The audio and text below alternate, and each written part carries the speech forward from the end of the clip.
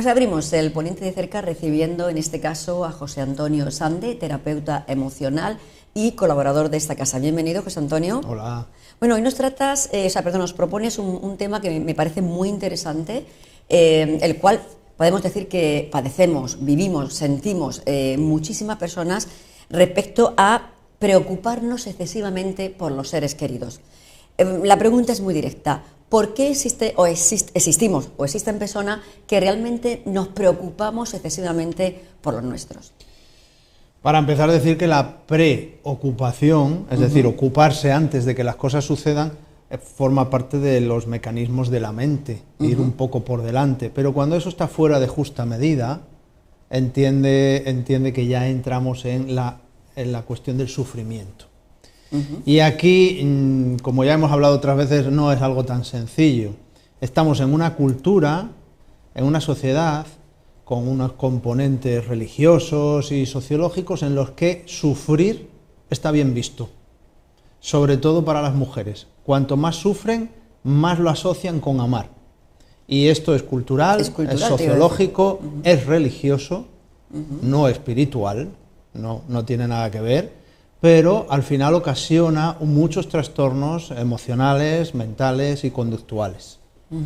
Y estas personas que sufren, José Antonio, excesivamente, ¿podemos entenderlo como efectivamente vienen de una cultura ya adquirida, de unas normas que le han aplicado y por lo tanto se convierte para ellos en una lección que la practican en el día a día? Sí, recuerda que nuestro cerebro se va programando desde la infancia con lo que vamos viviendo y viendo las películas, pero también los padres, las madres, la religión, la escuela.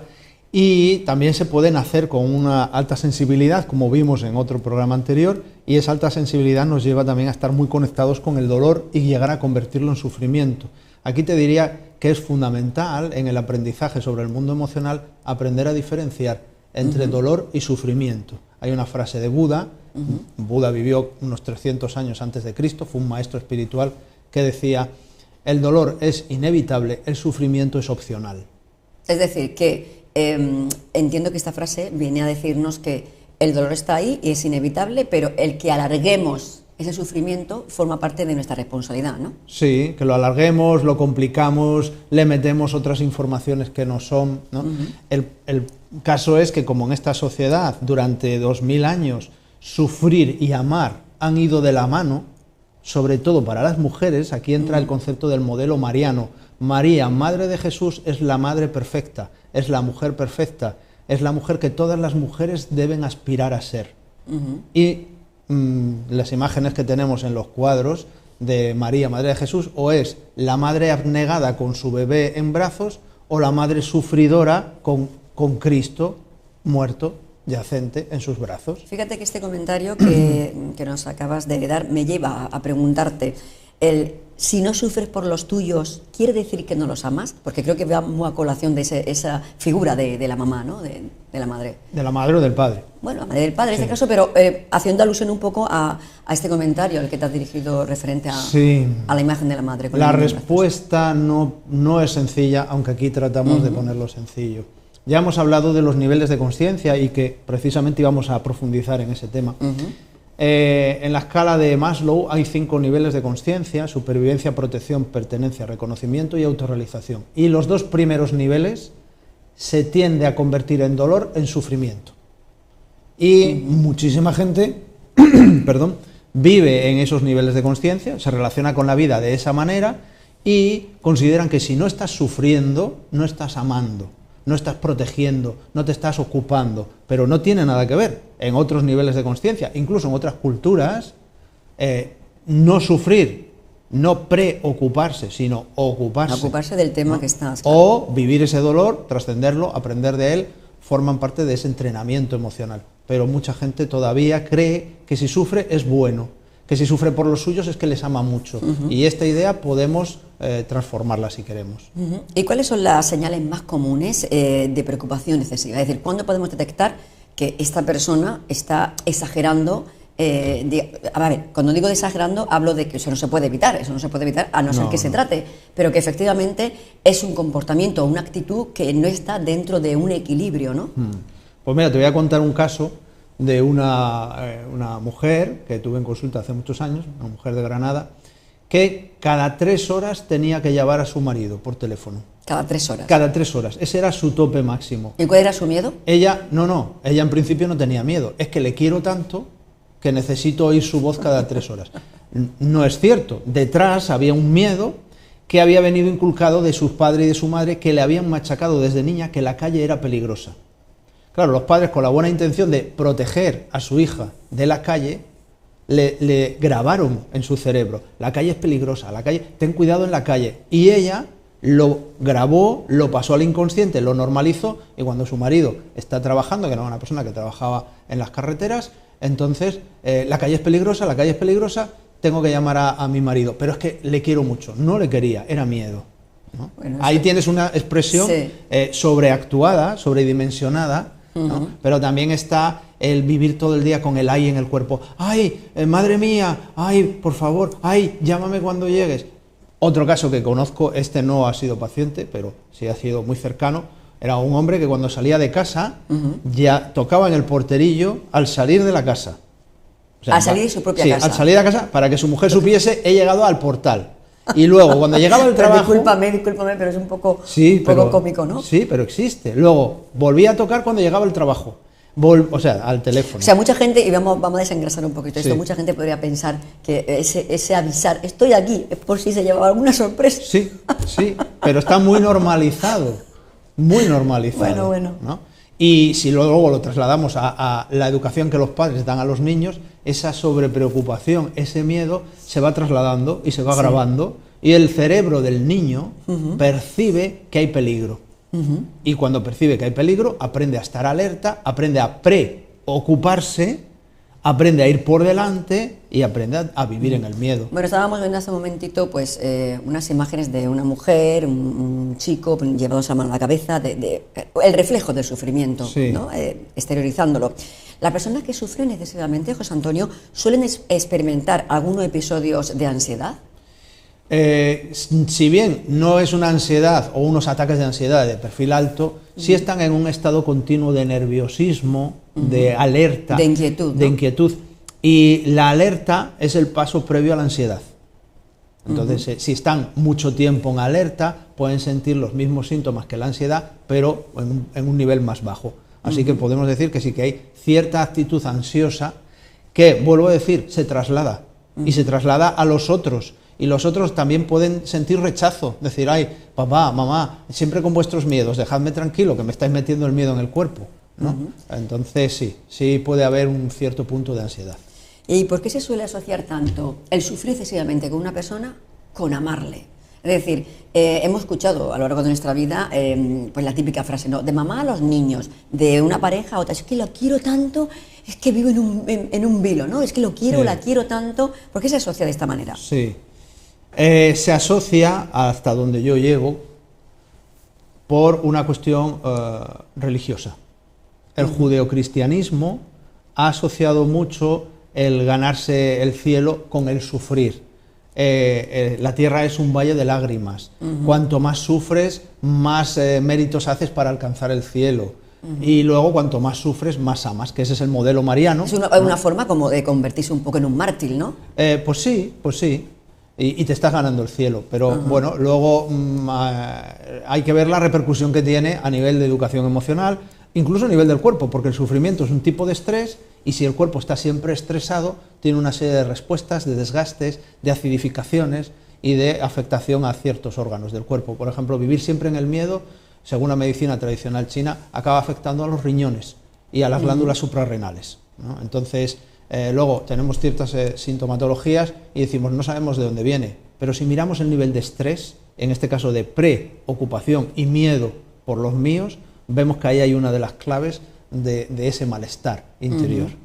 ¿Y qué tipo de técnicas naturales o qué tipo de terapia utilizas para abordar este tema? Hablábamos hace un ratito incluso me comentabas una anécdota de una familia que me ha parecido muy interesante, que la mamá tenía una excesiva preocupación tenía 2 hijos, pero por el hijo tenía una excesiva preocupación, y todo eso radicaba de algo.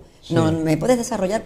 Vamos a contarlo a nuestros seguidores, porque Bueno. creo que a mí me ha parecido personalmente muy, muy interesante. Pues sí, esa es historia. un caso muy interesante.